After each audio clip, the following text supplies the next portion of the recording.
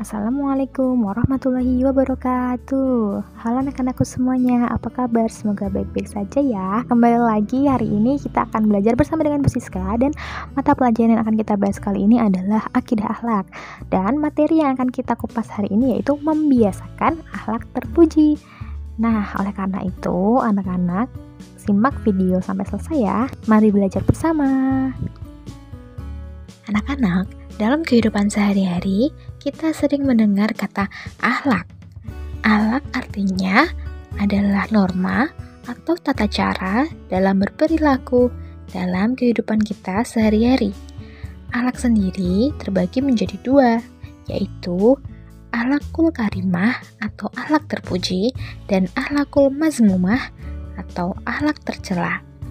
Sebagai umat Islam, kita jelas diwajibkan untuk selalu membiasakan berakhlak terpuji atau akhlakul karimah, serta menjauhi segala jenis perbuatan tercela atau akhlakul mazmumah. Nah, anak-anak, kali ini kita akan membahas tentang akhlak terpuji. Banyak sekali contoh dari akhlak terpuji atau akhlakul karimah, yaitu diantaranya seperti yang ada di layar yang dapat anak-anak lihat berikut ini, yaitu jujur, kemudian selalu menaati peraturan, sikap tolong menolong, pantang menyerah atau gigih, kemudian percaya diri, istiqomah, husnuzon, serta pemberani, dan masih banyak lagi contoh-contoh dari akhlak terpuji yang dapat anak-anak terapkan di kehidupan sehari-hari. Nah, dari sekian banyak contoh akhlak terpuji yang dapat anak-anak terapkan di kehidupan sehari-hari, kali ini kita akan membahas 3 contoh dari akhlak terpuji, yaitu yang pertama adalah pantang menyerah, kemudian pemberani, serta tolong menolong. Disimak baik-baik ya penjelasan dari Bu Siska berikut ini. Pantang menyerah merupakan suatu sikap tidak putus asa dalam melakukan sesuatu. Jadi, dalam melakukan sikap ini, kita harus dituntut selalu gigih dan semangat dalam melakukan segala hal, meskipun hal atau sesuatu yang kita lakukan itu terasa sulit dan berat untuk dilakukan. Tapi kita harus terus semangat untuk mencapai tujuan yang diinginkan. Seperti itu anak-anak. Contoh kecil saat kita menerapkan sikap pantang menyerah ini adalah saat kita belajar di madrasah. Kadang kita mengalami kesulitan dalam memahami materi, atau kadang kita merasa sulit sekali untuk mendapatkan peringkat di kelas.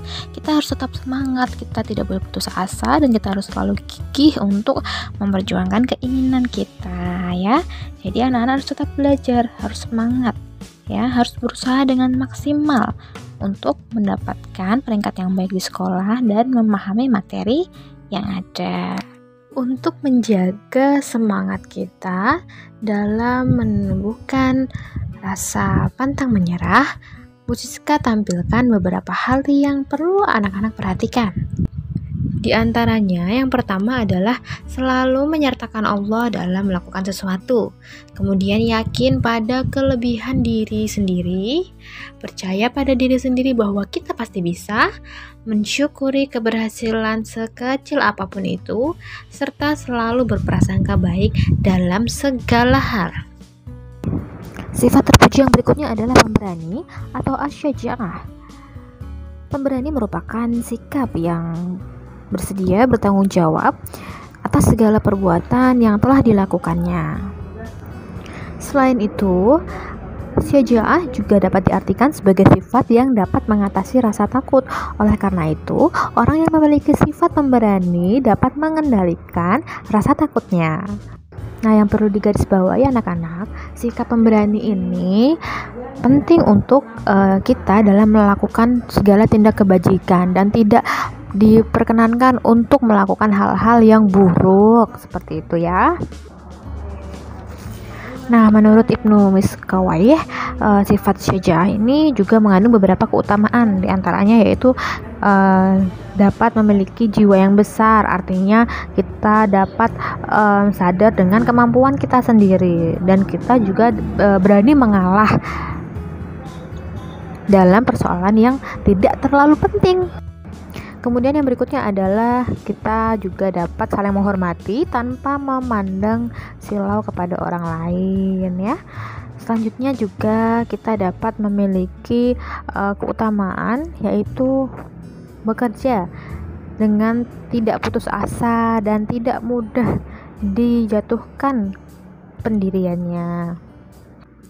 Karena sifat syaja'ah ini dapat mengatasi dan mengontrol rasa takut, oleh karena itu keutamaan memiliki sifat ini yaitu adalah tenang. Kita tidak mudah emosi dan tidak cepat marah anak-anak. Selain itu juga yang terakhir adalah kebesaran, artinya kita suka melakukan pekerjaan-pekerjaan yang memiliki tanggung jawab yang cukup besar.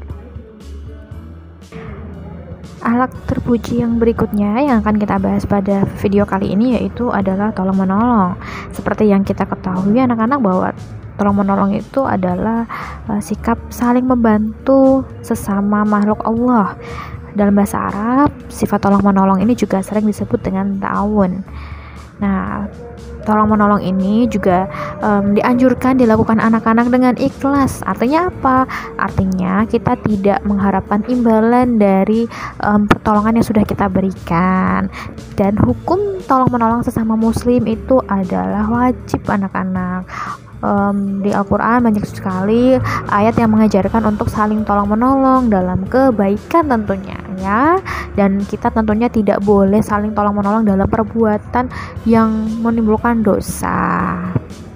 Nah, sikap tolong menolong ini perlu anak-anak praktekkan dimanapun anak-anak bisa, di lingkungan rumah ya, dengan keluarga, dengan tetangga, dengan kerabat, juga bisa kita praktekkan ke teman-teman di madrasah maupun bapak ibu guru di madrasah. Nah, Allah memerintahkan umatnya untuk saling tolong menolong dan dinyatakan di salah satu surah dalam Al-Quran yaitu surah Al-Maidah ayat 2 yang berarti, dan tolong menolonglah kamu dalam mengerjakan kebajikan dan takwa, dan jangan kamu tolong menolong dalam berbuat dosa dan pelanggaran, dan bertakwalah kamu kepada Allah, sesungguhnya Allah amat berat siksanya.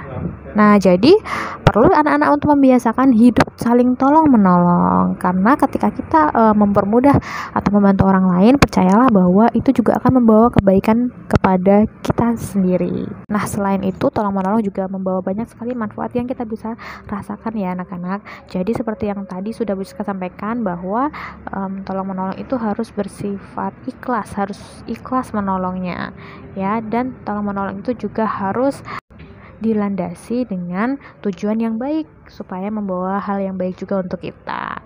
Nah, manfaat tolong menolong diantaranya ada kita akan semakin disayang oleh Allah ya.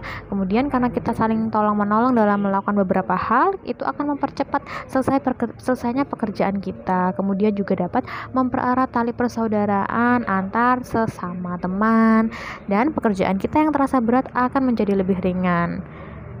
Makanya ketika kita saling tolong menolong, setelah pekerjaannya yang berat menjadi ringan, tenaga yang akan kita simpan lebih banyak karena kita dapat menghemat tenaga karena mengerjakan hal bersama-sama.